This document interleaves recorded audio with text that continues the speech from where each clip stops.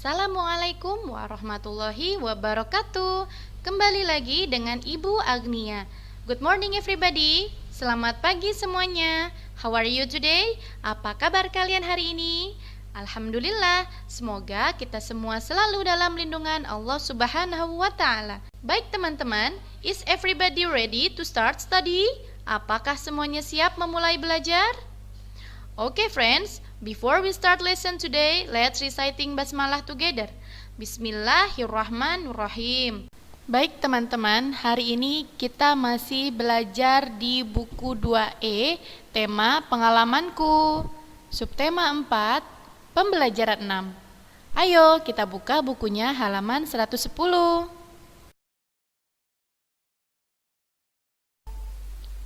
Warga di sekitar rumah Nina pergi berwisata bersama ke kebun buah. Selain berwisata, mereka juga mengadakan acara bakti sosial. Warga mengajak anak-anak dari panti asuhan untuk ikut serta. Teman-teman, sikap warga tersebut sesuai dengan pengamalan Pancasila. Kira-kira sila keberapa ya? Betul sekali. Sikap warga tersebut sesuai dengan pengamalan Pancasila, sila kelima. Teman-teman, masih banyak contoh penerapan sila kelima dalam kehidupan sehari-hari. Contohnya sebagai berikut. Yang pertama, memberikan bantuan kepada orang yang membutuhkan. Misalnya korban bencana alam atau orang yang tidak mampu. Yang kedua, melaksanakan hak dan kewajiban dengan baik. Di rumah kalian adalah seorang anak. Jika kalian sudah melaksanakan kewajiban dengan baik, tentu saja kalian akan mendapatkan haknya. Yang ketiga, tidak bersikap boros. Pada gambar tersebut, terlihat bahwa seorang anak yang sedang bermain game dengan keadaan televisi dan radio masih tetap menyala. Bahkan, lampu pun menyala sebanyak 2 buah. Kalian jangan bersikap seperti itu ya teman-teman. Kalian harus belajar untuk berhemat energi sejak dini. Dan yang terakhir, menjaga fasilitas umum. Jika kalian sedang berada di fasilitas umum, maka kalian harus menjaga kebersihannya ya.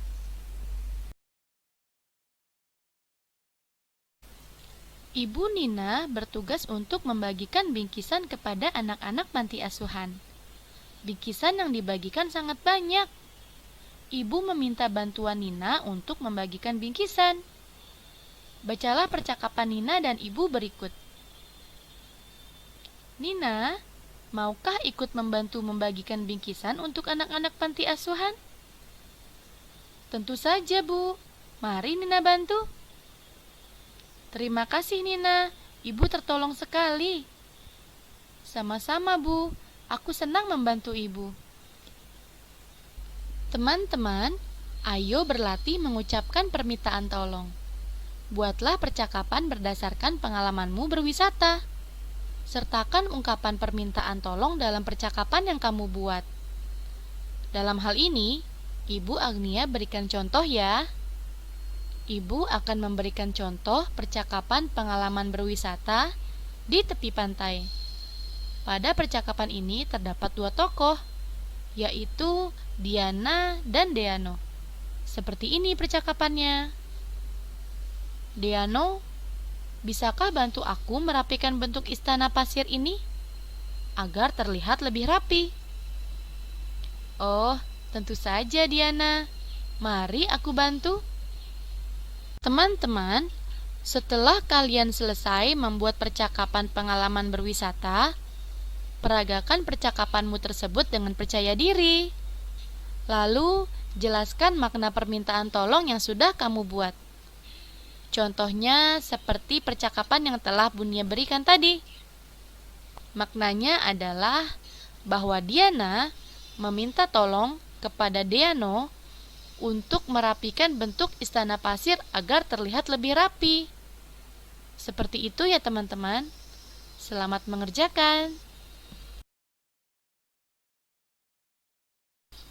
Teman-teman, di kebun buah ada berbagai macam pohon. Buah yang berbeda ditanam di kebun yang berbeda. Yang pertama adalah pohon mangga. Yang kedua adalah pohon rambutan. Dan yang ketiga adalah pohon salak. Teman-teman, kali ini kita akan belajar mengukur jarak.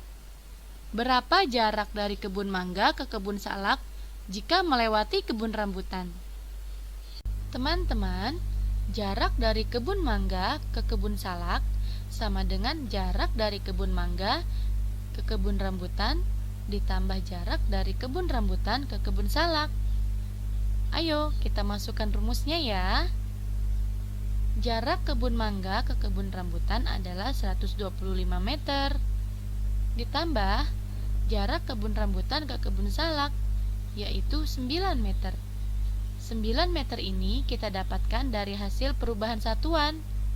Bermula dari 900 cm menjadi meter. Dapatlah hasil 9 meter. Jika satuannya sudah sama seperti ini, maka tinggal kita tambahkan teman-teman. 125 meter ditambah 9 meter. Dapatlah hasil 134 meter. Pertanyaannya tadi adalah, berapa jarak dari kebun mangga ke kebun salak jika melewati kebun rambutan? Karena yang ditanya adalah jarak dari kebun mangga ke kebun salak, maka jawaban lengkapnya adalah jarak dari kebun mangga ke kebun salak adalah 134 meter. Teman-teman, sampai di sini apakah cukup jelas? Teman-teman, ayo berlatih. Silahkan dibuka bukunya halaman 13. Nomor 1, tuliskan 3 contoh penerapan sila kelima Pancasila dalam kehidupan sehari-hari. Teman-teman, kalian ingat kan bunyi sila kelima Pancasila? Bagaimana bunyinya? Betul sekali, bunyinya adalah keadilan sosial bagi seluruh rakyat Indonesia. Teman-teman, contoh yang sesuai dengan sila kelima Pancasila berhubungan dengan rasa keadilan dan jiwa sosial. Contohnya sebagai berikut: membantu korban bencana alam, melaksanakan hak dan kewajiban, tidak bersikap boros, dan menjaga fasilitas umum.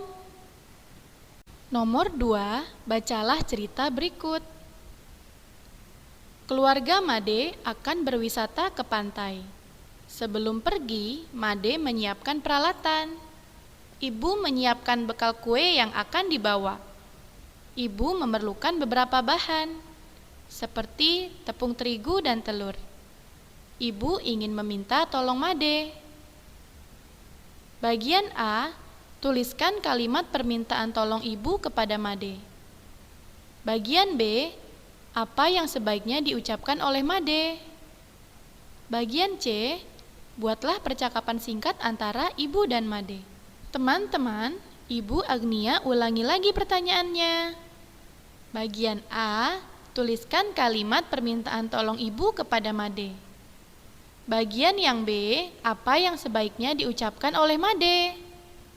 Teman-teman, bagian A dan B ini kita gabungkan langsung ya. Alternatif kalimat permintaan tolong yang diucapkan ibu kepada Made sebagai berikut. Made, tolong ibu ambilkan beberapa bahan kue. Yang sebaiknya diucapkan oleh Made adalah, baik ibu. Selanjutnya, Made, bisakah tolong ibu ambilkan tepung terigu dan telur? Yang sebaiknya diucapkan oleh Made adalah, tentu ibu.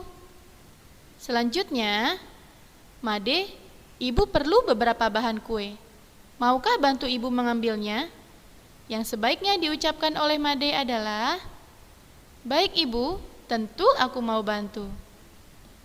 Teman-teman, Ibu Agnia ulangi lagi pertanyaannya.